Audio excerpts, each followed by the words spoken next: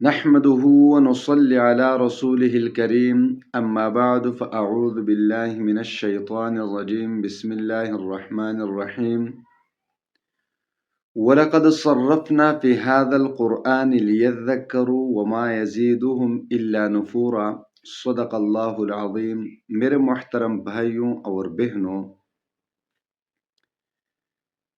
مسلمان کے ساتھ اللہ تبارک و تعالیٰ کی مدد تب شامل ہوتی ہے جب مسلمان بارگاہ الہی میں ہاتھ اٹھا کر اللہ سے مانگتا ہے۔ جب تک مسلمان اللہ سے دعا کرے گا، اللہ سے مدد طلب کرے گا، تب تک اللہ تبارک و تعالیٰ انسان کی مدد میں لگا رہتا ہے، اور اللہ تبارک و تعالیٰ اپنی رحمت کو اس بندے کی طرف متوجہ کرتا ہے۔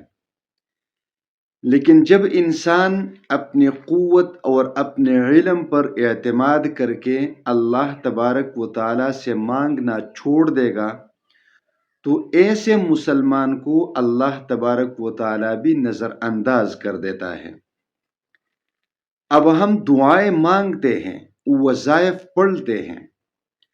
بہت سارے لوگوں نے تو مجھ سے شکایت کر دی ہے واٹس ایپ پر، بہت سارے لوگ نا امید ہو چکے ہیں اور کہا ہے کہ ہم تو مانگتے مانگتے تھک گئے، پڑھتے پڑھتے تھک گئے، لیکن ابھی تک ہمیں کامیابی نہیں ملی، کوئی دعا ہماری قبول نہیں ہوئی، کوئی وظیفہ پڑھنے میں اثر نہیں ہے، تو اب ہم کیا کریں؟ تو آج میں آپ کو ایک ایسا قرآنی آیت بتاؤں گا کہ جب بھی آپ اس آیت کریمہ کو اپنی دعا سے پہلے پڑھیں گے، وظیفہ شروع کرنے سے پہلے پڑھیں گے، تو یقین جانیے آپ کی دعا میں اثر ہوگا، آپ کی دعا قبول ہوگی، اور آپ جو وظیفہ پڑھیں گے اس وظیفے میں اثر ہوگا۔ یہاں پر اگر آپ ذرا غور کریں گے تو اللہ تبارک و تعالیٰ نے فرمایا وَلَقَدْ صَرَّفْنَا فِي هَذَا الْقُرْآنِ لِيَذَّكَّرُوا، اور ہم نے اس قرآن پاک کو بیان کر دیا اس لیے تاکہ لوگ اس سے نصیحت حاصل کریں۔ اب مجھے سمجھ میں یہ بات نہیں آ رہی کہ یہاں پر قرآن پاک کچھ اور کہہ رہا ہے اور ہوتا کچھ اور ہے۔ اللہ تبارک و تعالیٰ فرماتے ہیں کہ میں نے قرآن پاک کو کھول کھول کر بیان کر دیا تاکہ آپ نصیحت حاصل کریں۔ اللہ تبارک و تعالیٰ نے فرمایا اجیب دعوت الداعی اذا دعانی، میں دعا کو قبول کرتا ہوں جب کوئی مجھ سے دعا کرتا ہے، پھر تو ہماری دعا کیوں قبول نہیں ہوتی؟ یہاں پر اللہ تبارک و تعالیٰ فرماتے ہیں الا بذکر اللہ تطمئن القلوب، خبردار دلوں کا اطمینان اللہ کے ذکر میں ہے، اور ہمارے دل مطمئن نہیں ہوتے، حالانکہ جو وظائف ہم پڑھتے ہیں وہ قرآنی آیت ہوتی ہے، اللہ کا ذکر ہے، پھر کیسے ہو سکتا ہے کہ نہ ہمارے دل مطمئن ہو جاتے ہیں؟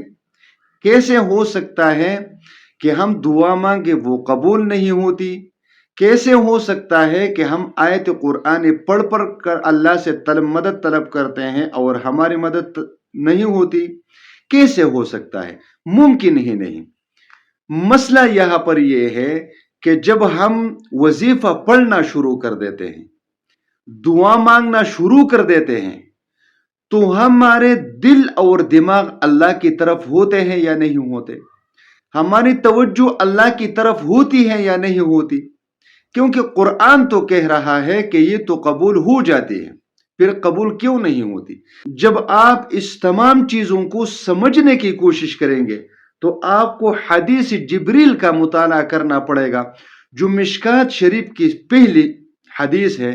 اس میں رسول پاک صلی اللہ علیہ وآلہ وسلم سے حضرت جبرائیل علیہ السلام نے پوچھا مل احسان، اے اللہ کے رسول احسان کیا ہوتا ہے؟ تو آپ صلی اللہ علیہ وآلہ وسلم نے احسان کی تعریف کرتے ہوئے فرمایا ان تعبد اللہ کأنک تراہ فإن لم تکن تراہ فإنہ یراک، آپ اللہ کی عبادت ایسے کریں، آپ اللہ سے ایسے مانگے گویا کہ آپ اللہ کو دیکھ رہے ہیں۔ اگر یہ کیفیت آپ کو حاصل نہیں تو کم از کم یہ ہونا چاہیے کہ مجھے اللہ دیکھ رہا ہے، مجھے اللہ دیکھ رہا ہے۔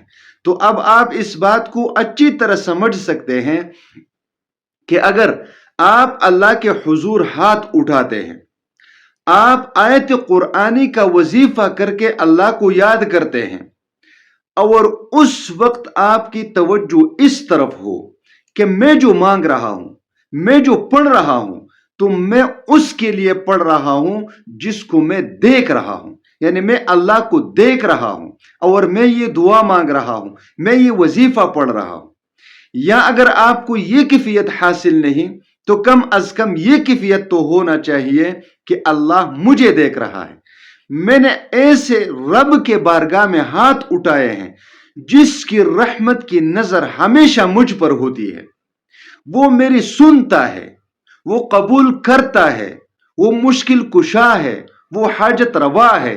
اس یقین کے ساتھ جب آپ ہاتھ اٹھاتے ہیں، اللہ سے مانگتے ہیں، اس کیفیت کے ساتھ آپ قرآنی آیت کا وظیفہ شروع کر دیتے ہیں اور آپ کی توجہ اس طرف ہوتی ہے کہ اللہ مجھے دیکھ رہا ہے یا میں اللہ کو دیکھ رہا ہوں، تو مجھے بتائیے کہ آپ کی دعا کیسے قبول نہیں ہوگی؟ میری دعا کیسے قبول نہیں ہوگی؟ کسی اور کی دعا کیسے قبول نہیں ہوگی؟ وظیفے میں اثر کیسے نہیں ہوگا؟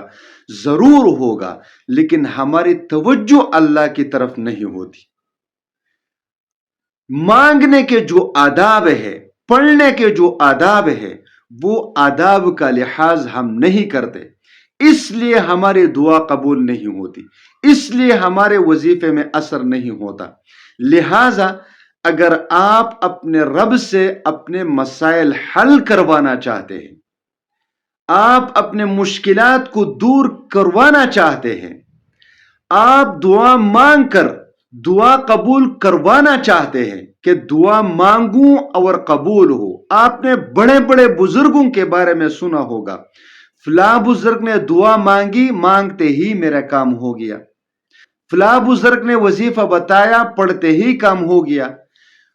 اللہ کے بندو وہ اللہ والے ہوتے ہیں، ان کی توجہ صرف اللہ پر ہوتی ہے، ان کا یقین صرف اللہ پر ہوتا ہے، غیر اللہ کا شائبہ تک ان کے دماغ اور دل میں نہیں ہوتا۔ کیونکہ اگر آپ اللہ پر ایمان لانے کے بعد اس بات پر یقین کر لیتے ہیں کہ سب کچھ کرنے والی چیز دولت ہے، سب کچھ کرنے والی چیز میرا تجربہ ہے، سب کچھ کرنے والی چیز وہ ہے جن کے پاس قوت ہے، تو یہ شرک کہلاتا ہے۔ لہٰذا آپ اپنے دل و دماغ کو اللہ کی طرف کر دیں۔